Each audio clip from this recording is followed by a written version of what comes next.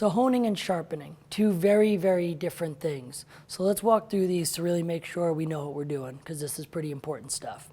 Now when it comes to honing, what a lot of us are looking for on our knives are generally about a 20, 22 degree angle on some knives. Some of the Japanese knives can even go down to 16 or 17 degrees. So instead of sitting there and using a protractor and trying to find the angle of your knife, here's kind of how the knife is broken down. Whenever you buy a knife, what you'll start off with is a nice thick flat edge on the back of the spine. It then tapers down like a triangle all the way down to the edge. And then as soon as it comes down to where the teeth are, the knife bevels in one more time. And that's roughly going to be that 17 to 20 degree angle on the blade, right? Off the center. So what we're trying to do is we're trying to make sure that our honing rod can match up with the teeth. And the honing rod is actually a really important part of what we do. This is kind of like a toothbrush. And if you were to take a magnifying glass and zoom in on the blade of these knives, any of your straight blades, you would not see something that looks a little like a serrated. You would not see pre-cut out teeth. What you would actually see are these little burrs. And they're almost like microscopic little splinters. And every single time you use your knife, whether you're cutting into a tomato or a butternut squash or even a piece of steak, those little burrs get beat up and pushed to the side. So all this tool does is take those little burrs and put them back into place, almost like braces. So what we want to do is we want to make sure that we're getting as close to that edge as we possibly can. Now, you have some leeway with this. There's a lot of different ways to do this. And as you practice, you can find the technique that works best for you. So there's really very little right or wrong on this. But I like using this technique because I feel like it's one of the quickest ways that you can really find the edge of your knife. And this is something that a lot of us do in restaurants to really make sure that we can do it very quickly. So what we do is this. We take the knife and we put it down in the center of the board. Spine of the knife facing the hand holding it. So right-handed to the right, left-handed to the left. Our guide hand, the one that's holding the food, our index finger pushes down on the blade about 1 inch from the heel.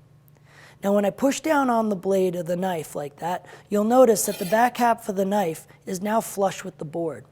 And the back half of the knife is our sweet spot. So now I know the teeth are touching. I can ride that up and down all I want and I won't get cut because now I know the teeth are lined up. So all I have to do now is just gently take my index finger of my knife hand and wedge it right behind the spine of the knife. Right where the bolster drops into the blade, there's a little bit of a dent. I can actually just wedge my finger in there gently. Not enough to change the angle, but just enough to hold that angle and match it with my thumb. And you should end up with something that looks a little bit like this on both sides. Now, once I have that, I can take these 3 fingers and drop them into the handle of the blade, just like that. But don't lose this pinch. Keep this as true as possible because all we want to do now is use these fingertips as a template to be able to pick up our steel and rest the knife right on top, recreating that angle. Now granted, this is not a perfect science, I'll give you that, but it's pretty damn close. And starting off and finding the technique, that's really, really great. So now I can just rest the knife right on top, just like that. And very gently, just take the knife and pull out to the side, going from an X to a triangle. Now I know on television we see a lot of this, right? Looks awesome, sounds good, right? But doesn't really do a whole lot. And if you're not really maintaining that angle, you can change the blade very quickly. Some of us like to try and start fires and zip it out as hard as we can. Careful with that one. You can change the angle, maybe hit the person next to you, who knows, not always awesome. And some of us like going away from ourselves, right? Which is fine if you're maybe doing something like this with a little control, but otherwise, you do this, you're gonna just eventually live alone. That's all there is to it, right? No cats, no nothing, it's a right? So make sure things are nice and safe. Index finger rests right on top, blade in, and just a little bit of control and maintaining that angle. I can take the knife and pull out to the side. 1, 2, 3, 4, 5. Couple times, usually 4 or 5, maybe even 6 times on one side. Bring the knife underneath and recreate that angle using your thumbnail on the other side. Granted, not a perfect science, but pretty damn close. right? You maintain that, rest the steel on top, and again, just gently pull the knife out to the side. Make sure you're getting the whole entire knife, not starting here, pulling up or doing windshield wipers. You want to just go from an X to a triangle. So you're literally just pulling out to the side. 5 or 6 times on each side, should be good to go. Now, if you are an avid cook and you cook 4, maybe 5 times a week, if you use your knives properly, you hone them when you use them, and you store them correctly, your knife can, give or take, last anywhere between 6 months to a year without ever going dull. After that point, a lot of those little burrs will actually then break off and disappear. Then you can hone it all you want. Doesn't really matter. You're not doing anything. So what we actually have to do is grind the metal down and create new teeth. And that requires sharpening. All right, so this is a very, very delicate technique. Now, for most of us, honing is really all we're going to do. So if you're not too sure and you don't want to really ruin the knife or you're nervous about it, just find some place locally that can sharpen the knives for you. Usually it's pretty cheap, maybe a couple bucks, $4 to $6 a knife, brand new knife for the rest of the year. Good to go. And remember that a lot of these knives, when you buy a good knife, these can be heirlooms. These can go with your Le Creuset, those cast irons. They're stainless steel. They will last generations if you take care of them. So buy a good knife, maintain it properly, and you should have something you should never have to buy ever again. All right. Now, the 2 different kinds of honing steels that are out there, or there's a lot of different kinds, but the 2 most commonly you'll find are either a steel or something ceramic. Ceramic is actually a natural sharpener, so it can maintain your blade just a little bit longer. They're pretty cheap, usually run about 20, 30 bucks. They don't last forever, but they will actually help kind of sharpen the knife slightly if there's already teeth there. Your honing steels, this is kind of like the butcher block. This will last forever. This will just keep going and keep going. And even if the rivets are pretty smooth, doesn't matter. All we're really trying to do is just take those burrs that have been knocked out of place and put them back. So this will pretty much go with the knife through generations. And that's pretty much honing. Now, the other nice thing about honing is that once you can always test your knife. You want to make sure it stays nice and sharp. Some people like to use a little piece of paper to go through and kind of cut through, or what you can do is kind of test the knife before and after. And something like a dull knife may do something a little bit like this, and this is probably something you've experienced before, right? See, kind of getting resistance and cutting through, slipping and ruining the product, losing a lot of juice. Whereas if you have something more of a sharp knife, even a really soft tomato like this, I can now then just take it and cut right through, not even worrying about it. And you can get pretty nice thin slices. So you can always test it by using something like that. So now let's move on to doing a little bit of sharpening and really understand the breakdown of the knife. All right, so let's move on to doing some sharpening. Now, sharpening is a little bit more precise. This is something you don't really have as much leeway with. Now, if you're trying to find the actual company cut of your blade, that takes practice. Let's just start there. So we can use some other techniques to really kind of help find the edge of the knife and get it down really, really close. Now, there's a couple different kinds of stones out there. There's wet stones, dry stones. Some people like to use oil. That's totally a preference thing. They all have their benefits and they all have their drawbacks. So I'm not going to start diving into that because that could be another story altogether. So what I'm going to just start off with is something that's probably more of the common ones and one of the easier ones to start playing with. So I like using a wet stone. Now, your wet stone, a lot of people can use them dry and stuff, but I like soaking them. It just helps create a little bit more of a slurry or a mud that kind of glides the knife across. So what we do is we take our stone and we soak it in water until there's no more bubbles, almost like a sponge. You're just trying to let it absorb all of that, all that water.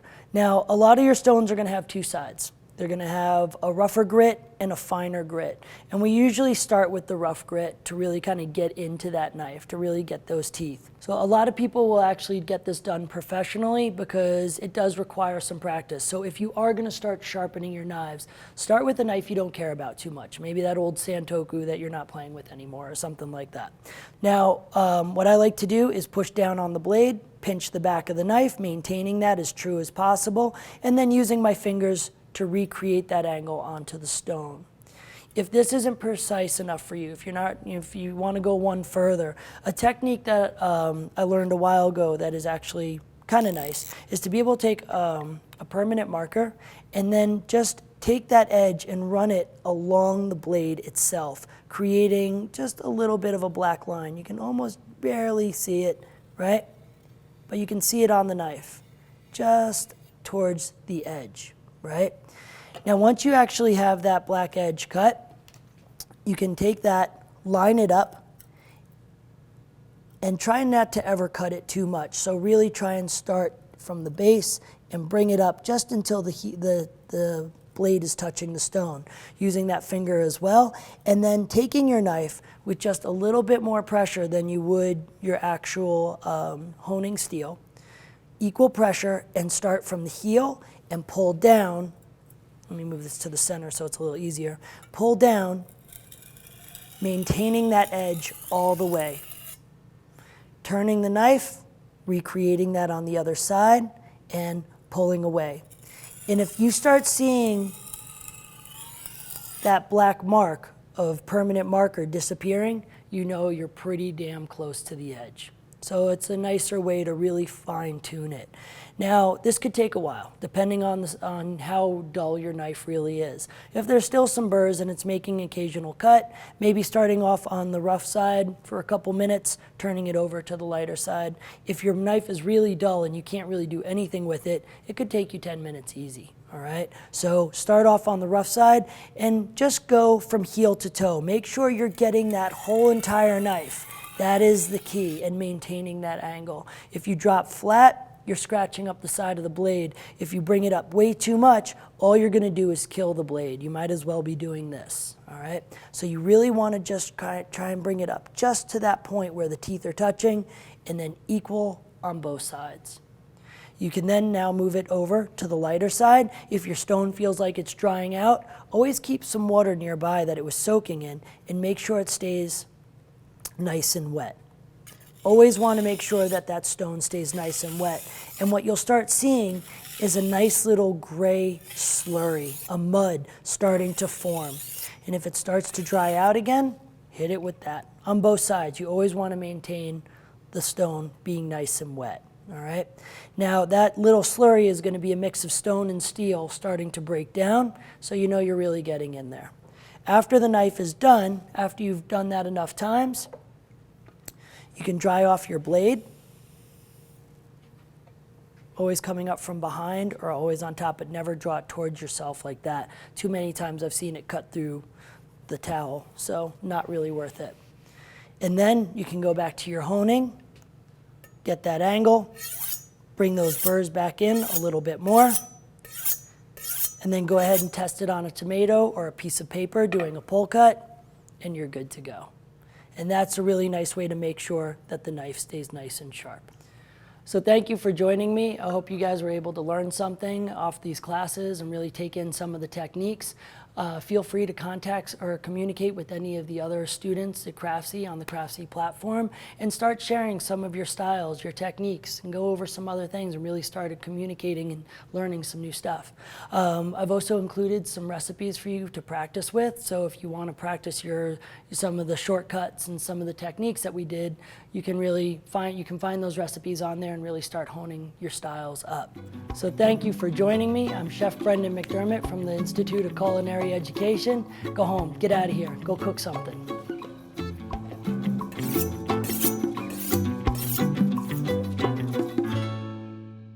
So here's a really fun way to test out your knives, make sure they're nice and sharp.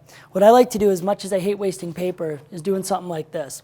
You can take your knife and put it onto the edge at a pull cut, so just a little bit of an angle, and just gently pull back. And you should have something that looks like that. That's a sharp knife, that's a safe knife. If you try this at home and you have this experience, you get to about here, and all of a sudden that nice clean line looks something like that. That's where the nick is. That's where the knife is now starting to dull, so you can now take your honing steel, go back over it, and try and work it out. If you have this wonderful experience, and something like that happens, you have a seriously dull knife and it's only a matter of time before you seriously get hurt. So you really want to make sure you can get that nice and sharp, whether professionally or on your own. And that's a really nice way to make sure it stays nice and safe.